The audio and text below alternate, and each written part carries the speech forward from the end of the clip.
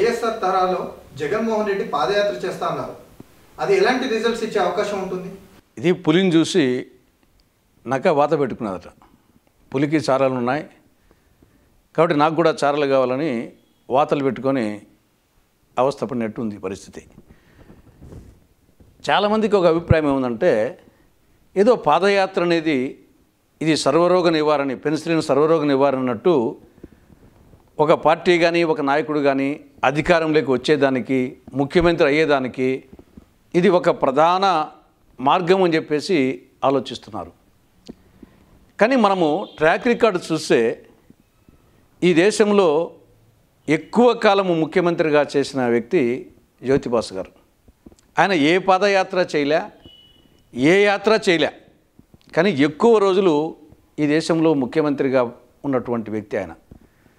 పోనీ ఆంధ్రప్రదేశ్కి తీసుకుంటే నీలం సంజీవ్ రెడ్డి గారు మొదలుకొని కిరణ్ కుమార్ రెడ్డి గారి వరకు 16 మంది ముఖ్యమంత్రుల కాలంలో పాదయాత్రలు చేసింది ఇద్దరే, రాజశేఖర రెడ్డి, చంద్రబాబు నాయుడు. ఎన్టీ రామారావు గారు చైతన్య రథయాత్ర చేశారు. మిగతా 13 మంది ఏ యాత్రలు చేయలేదు. నీలం సంజీవ్ రెడ్డి చైతన్య యాత్ర చేయలే, పాదయాత్ర చేయలే, కాబట్టి ఏ యాత్రలు చేయలేదు. మరి వాళ్ళందరూ వచ్చేసి ముఖ్యమంత్రులు అయ్యారు.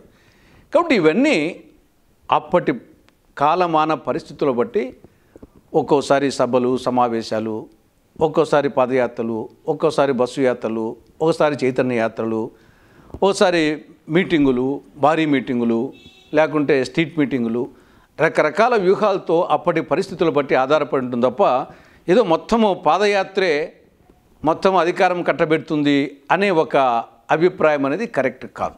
తర్వాత ఈయన ఏదో మొన్న మీటింగ్లో చెప్తా వస్తున్నా, ఇంటింటికి వస్తున్నా, అన్న వస్తున్నాడని కార్యకర్తలు ప్రచారం చేయండి అని చెప్పేసి చెప్పడం జరిగింది. అంటే ఏదో మొత్తం ధర్మ సంస్థాపనార్థాయ సంభవామి యుగే యుగే అన్నట్టు ఒక పెద్ద మహానుభావుడు వస్తున్నట్టు, వీరభోగ వసంతరాయుడు కల్కి పురుషుడు వస్తున్నట్టు మొత్తము ఈయన పర్యటనతో వచ్చేసి భూమి ఆకాశము ఏకమైపోతాయన్నట్టు ఒక అతి ఎక్కువగా కనిపించింది దీంట్లో. తర్వాత ఇంకో విషయము, పాదయాత్రతోనే అధికారం వచ్చేట్టుగా ఉంటే మన బ్రహ్మాందరెడ్డి పార్కులో అనేక మంది కొన్ని సంవత్సరాలుగా రోజు పాదయాత్ర చేస్తూనే ఉన్నారు. రోజు కనీసం వచ్చేసి 4 నుండి 6 కిలోమీటర్లు, దాదాపు 10 ఏళ్ళుగా కొన్ని వందల మంది చేస్తూ ఉంటారు. ఈయన వచ్చేసి 3000 కిలోమీటర్లు అంటున్నాడు.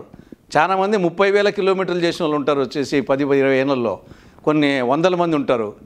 కాబట్టి ఏదో పాదయాత్రతోనే మొత్తం అయిపోతుంది అనే ఒక భ్రమలో ఉన్నారు. అది వాళ్ళ భ్రమ తప్ప అది ఆనాటి పరిస్థితి బట్టి. ఆ రోజు రాజశేఖర రెడ్డి, ఆ రోజు తెలుగుదేశం పార్టీ మీద ఒక వ్యతిరేకత ఉంది. తర్వాత రాజశేఖర రెడ్డి గారు కూడా అనేక సంవత్సరాలుగా రాజకీయాల్లో ఉన్నాడు.